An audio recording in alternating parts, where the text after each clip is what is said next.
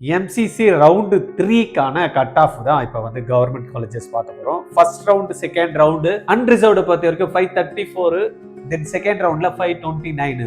இப்போ வந்து பார்த்தீங்கன்னா 527 2 மார்க் இறங்கி இருக்கு, ரைட்டா?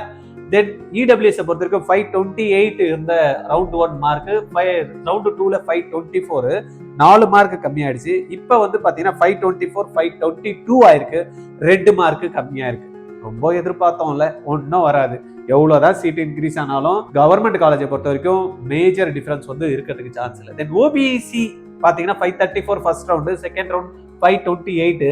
தென் வந்து பாத்தீங்கன்னா இங்க இப்ப ரொம்ப கம்மியாகும் பாத்தீங்கன்னா ஒரே ஒரு மார்க் தான் கம்மியா இருக்கு, 527ல வந்திருக்கு. தென் எஸ்சிக்கு வந்து 457 இருந்தது, செகண்ட் ரவுண்ட்ல 443. தென் தேர்ட் ரவுண்ட்ல வந்து பாத்தீங்கன்னா 2 மார்க் கம்மி, 441ல முடிஞ்சிருக்கு. எஸ்டி பொறுத்த வரைக்கும் 436 இருந்தது ரவுண்ட் 1ல, செகண்ட் ரவுண்ட்ல 429.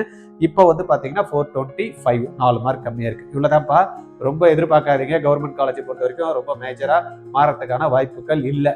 ஆல் இந்தியாலேயே சீட்ஸ் அவ்வளோ இருந்து இவ்வளவுதான் கம்மியா இருக்குன்னா, தமிழ்நாட்டுல உங்களுக்கு கவர்மெண்ட் சீட் என்ன இருக்கும்? மறந்துருங்க, ரொம்ப கம்மியாகும், இல்ல 1 மார்க் கம்மியாகும்ல, அதே மார்க்ல தான் கவர்மெண்ட் சீட்டு தமிழ்நாடுல உங்களுக்கு இருக்கிறதுக்கான வாய்ப்புகள் இருக்கு.